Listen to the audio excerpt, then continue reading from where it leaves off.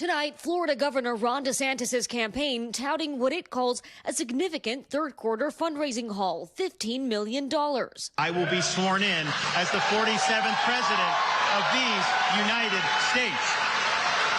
The DeSantis campaign saying the new cash should silence his naysayers. But beneath the headline, the numbers spell trouble for the man once considered the heir apparent to the MAGA mantle. The campaign only has $5 million in cash on hand that can actually be used in the primary. Donor rules require the rest to be left for the general election. But to get there, he'll have to get past Donald Trump, the runaway frontrunner in the GOP primary, and a fundraising juggernaut. But on the sanctimonious, as you know, I got him elected, but now he's a failed candidate. He failed. He went down like an injured bird out of the sky. Boosted by the Republican voters' fury at the legal peril facing the former president, the Trump campaign says they raised $45 million in the third quarter, with nearly $36 million cash on hand for the primary, more than 7 times DeSantis' total. Why is he raising that money, and where's that money going to? Isn't it going to a lot of lawyers? Governor DeSantis' campaign is a flashing red warning light right now. It's hard to turn around a presidential campaign, especially this late. At this point in the 2020 primary, Kamala Harris had $10 million on hand, double DeSantis' current cash, and she dropped out before the Iowa caucus. But for DeSantis, a critical lifeline. His super PAC Never Back Down is flush with cash and has been footing the bill for events and other expenses typically funded by the campaign, and testing the legal limits around coordination between super PACs and campaigns. It doesn't work. I don't think you can get elected president of the United States just because a couple millionaires like you.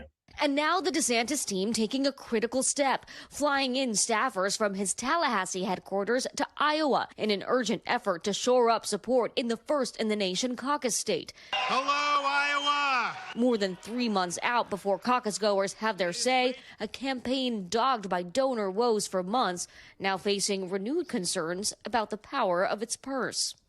All right, Dasha Burns joins us now in studio. So, Dasha, before we get to the fundraising issue, I know you have some new reporting about the DeSantis campaign and some demands or asks they're making of the RNC. Yeah, that's right. We just learned from a source familiar with the DeSantis campaign strategy that they've asked the RNC in a letter to raise the threshold for this next debate, the debate on November 8th in Miami. They're asking them to raise the polling threshold. Now, we don't know exactly to what number, but essentially they're hoping that there is going to be a smaller number of candidates on the stage. Again, they're trying to just consolidate the field. You talk to any political expert, Tom, they say if there's any hope of beating Trump, the field's going to have to narrow. Yeah, you wonder because the debate's right around the corner if the RNC will suddenly sort of change the rules, but we could see it happen.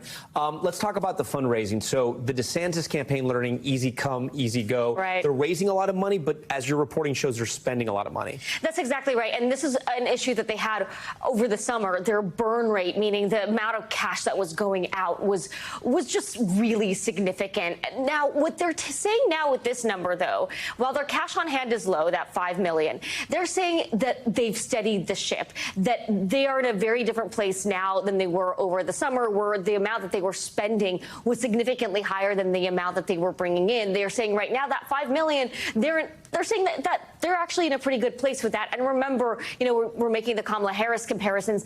The difference here is they do have the super PAC, which does have a lot of cash, and they've been putting together a lot of these events and spending a lot of money. Been aggressive. Exactly. So I don't think we're going to see him drop out before Iowa or anything like we've seen with some of the other candidates in past races. Well, let's talk about Iowa, because I know NBC News had that new reporting also that he's moving a lot of resources to Iowa, moving staff out of Tallahassee. I want to put up on the screen now for our viewers the winners of the Iowa caucuses over the last few caucuses. Obviously, in 2020, former President Trump ran unopposed. But I put these people up here because 3 out of the 4 did not become the nominee. So my point being that former President Trump can still be vulnerable in Iowa. Ted Cruz beat him in 2016. That's right. And Iowa sometimes is open to the idea of somebody who is not the front runner Governor DeSantis is not the front runner. My question is, though, it takes organization. You have to be organized. You have to be disciplined on your message in Iowa to win.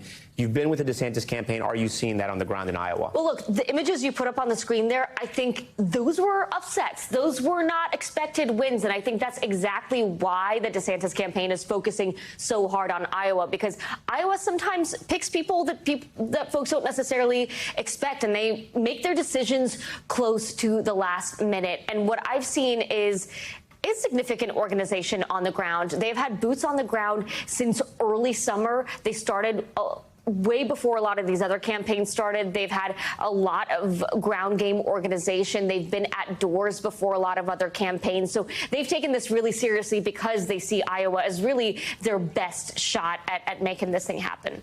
Thanks for watching. Stay updated about breaking news and top stories on the NBC News app or follow us on social media.